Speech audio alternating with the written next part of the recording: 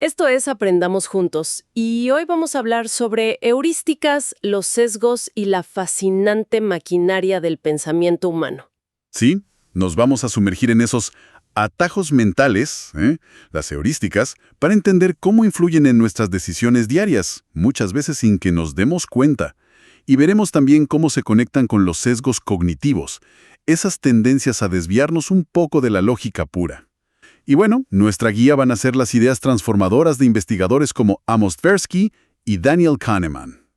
El propósito de este análisis es desentrañar un poquito mejor cómo opera nuestra mente, por qué cometemos ciertos errores de forma tan predecible y la enorme relevancia que tienen estos conceptos, ¿no? Sobre todo en decisiones cruciales, incluidas, por supuesto, las económicas.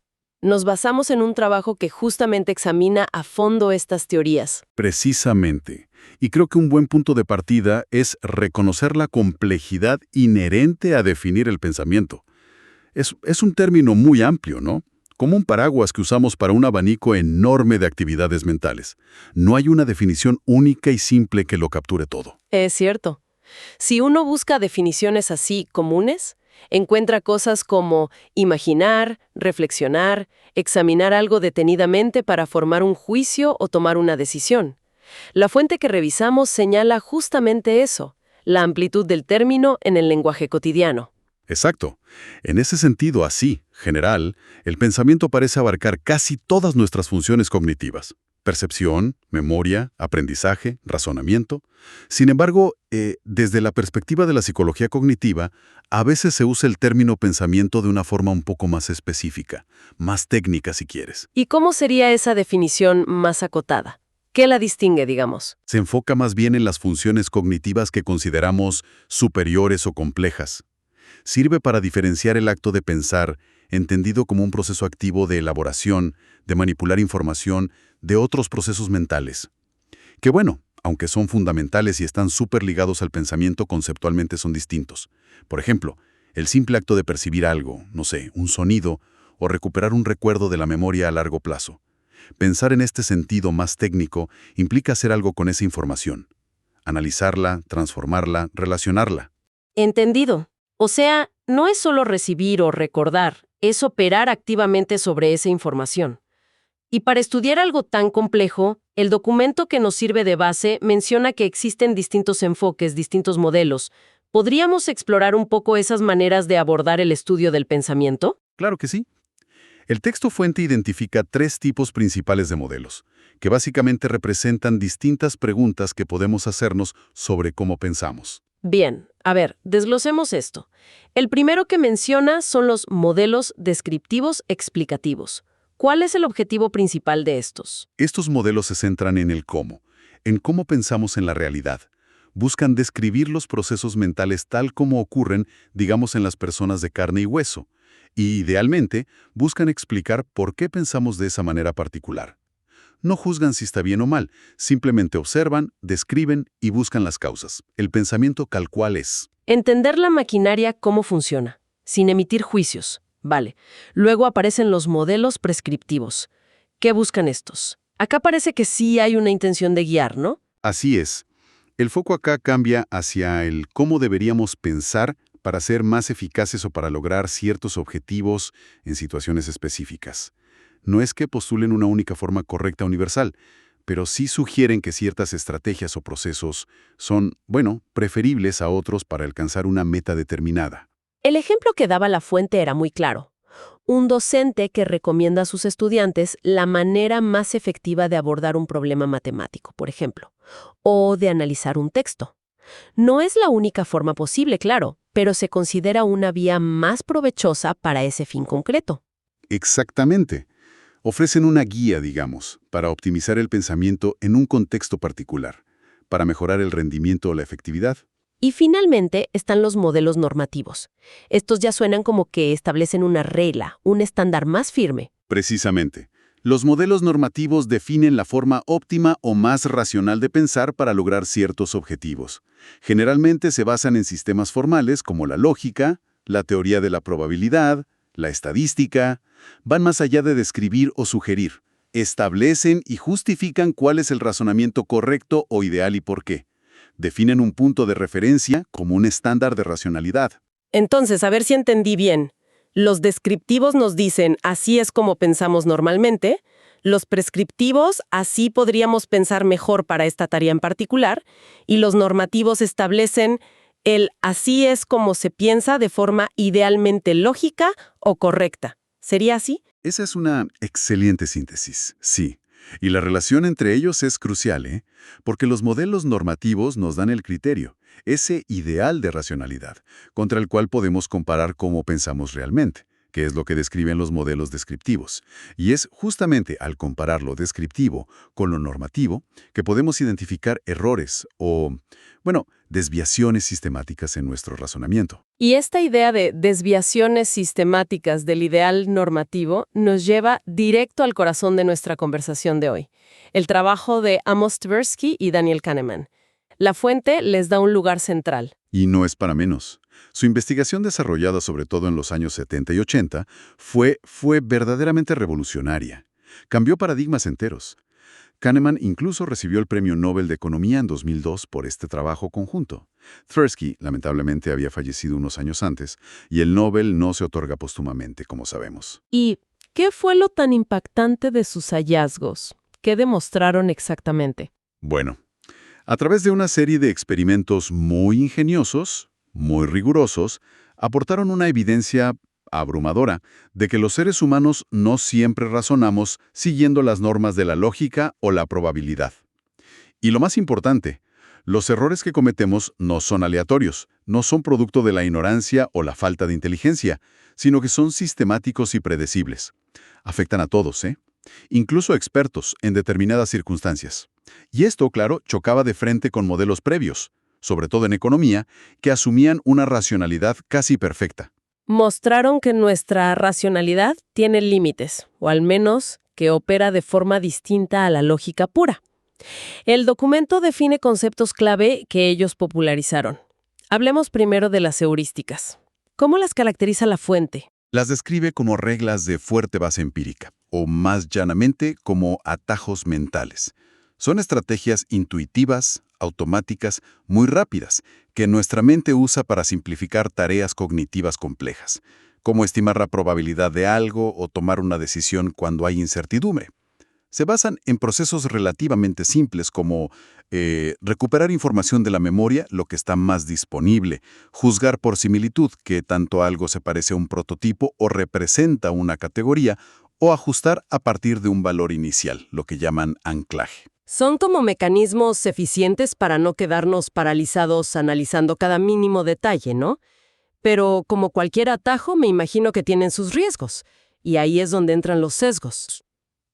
La gran revelación de Tversky y Kahneman fue mostrar que muchos de estos sesgos no son fallos caprichosos de la mente, sino la consecuencia directa y predecible del uso de esas heurísticas.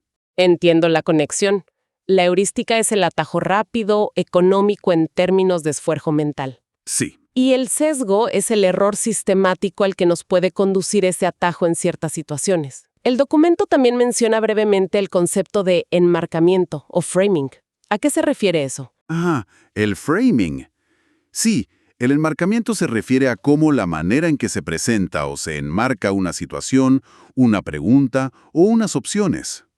Las palabras que se eligen, el contexto, si se enfatizan las ganancias o las pérdidas, todo eso puede influir drásticamente en nuestros juicios y decisiones, incluso cuando la información objetiva de base es exactamente la misma. Es increíble. Es increíble cómo algo tan sutil como la forma de presentar la información puede cambiar nuestra elección final. Totalmente. Y volviendo a las heurísticas, su gran ventaja adaptativa es la eficiencia cognitiva. Permiten tomar decisiones y hacer juicios de forma muy rápida y con un esfuerzo mental relativamente bajo. Eso es crucial en un mundo complejo y donde el tiempo apremia. Sería imposible aplicar cálculos formales de probabilidad o lógica a cada pequeña decisión del día a día, ¿no? Claro, nos pasaríamos la vida calculando. Pero esa eficiencia, esa velocidad, tiene un precio. Ese es el punto clave. Ese es el quid de la cuestión. El precio de esa simplificación es que las heurísticas, al ignorar cierta información o basarse en criterios simplificados, pueden llevarnos a cometer errores sistemáticos, los sesgos cognitivos. El texto menciona explícitamente que los sesgos identificados por Tversky y Kahneman están asociados a heurísticas específicas. Por ejemplo, la heurística de representatividad. Juzgar la probabilidad de que A pertenezca a B basándose en cuánto se parece A al prototipo de B. Bueno, eso puede llevar a ignorar las tasas bases estadísticas, un error muy común. O la heurística de disponibilidad. Juzgar la frecuencia o probabilidad de algo por la facilidad con que nos vienen ejemplos a la mente. Puede hacernos sobreestimar eventos que son muy vívidos o recientes, aunque sean raros. Y la de anclaje y ajuste, partir de un valor inicial y ajustar, pero insuficientemente. Eso afecta muchísimas negociaciones y estimaciones numéricas. Aunque la fuente no entra en los detalles experimentales de cada una, sí establece esta relación causal fundamental. El uso de una heurística puede generar un sesgo específico y predecible. Y aquí retomamos la conexión con la economía que mencionamos al principio. La fuente subraya cómo estas características del pensamiento humano, las heurísticas, los sesgos, la influencia del enmarcamiento, son determinantes en la toma de decisiones económicas reales. Absolutamente. Ese fue uno de los grandes impactos del trabajo de Tversky y Kahneman. Sin duda, proporcionó una explicación psicológica, basada en evidencia experimental sólida, para muchísimas anomalías y comportamientos observados en los mercados y en las decisiones económicas individuales. Comportamientos que simplemente no encajaban con el modelo clásico del Homo economicus perfectamente racional. Demostraron que para entender la economía real, es imprescindible entender cómo piensan realmente las personas, con sus atajos y sus puntos ciegos. Queda claro que no somos exactamente como calculadoras andantes procesando información de manera puramente lógica, ¿verdad? Dada por la evolución, ¿no? Dotados de estas herramientas mentales que son increíblemente útiles en muchos escenarios, pero que también tienen sus limitaciones y nos exponen a errores predecibles. Es parte del paquete. Además de toda esta base teórica tan interesante, el documento fuente menciona que realizaron un pequeño estudio empírico para poner a prueba algunas de estas ideas. ¿Qué buscaron y qué encontraron? Sí, es una parte interesante, que intente, validar un poco la teoría en un contexto más local. Compararon a estudiantes universitarios de carreras de ciencias con estudiantes de carreras de humanidades. Les presentaron una serie de problemas o preguntas diseñadas específicamente para elicitar o poner de manifiesto algunos de los sesgos cognitivos más conocidos, como los que derivan de las heurísticas de representatividad o disponibilidad. ¿Y había alguna hipótesis sobre si un grupo sería más propenso a los sesgos que el otro?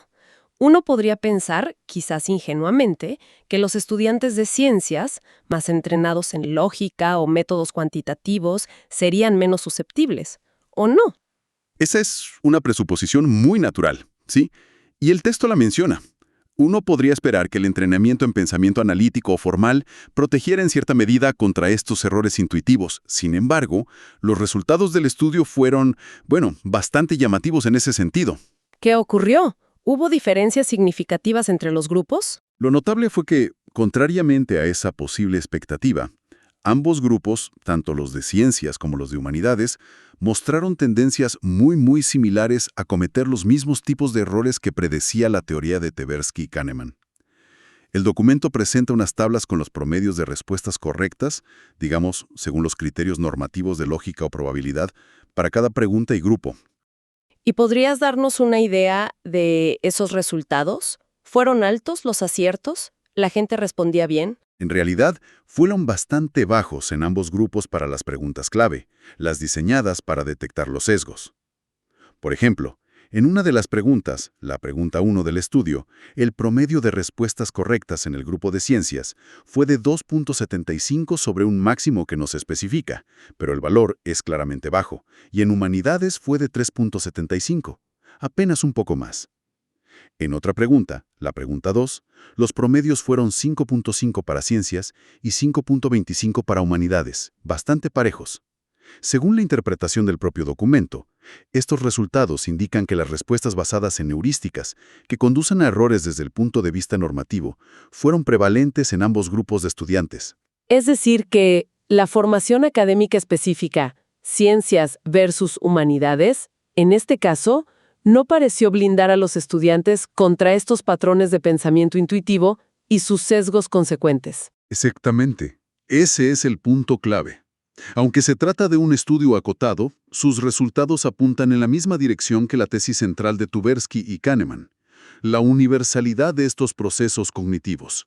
Las heurísticas y los sesgos parecen ser características fundamentales de nuestra arquitectura cognitiva, de cómo estamos hechos mentalmente, y operan de forma bastante generalizada más allá de la disciplina de estudio o el nivel de formación formal. Refuerza la idea de que son mecanismos muy arraigados, casi como parte de nuestro sistema operativo mental, por defecto, ¿no? Es una buena manera de verlo, sí.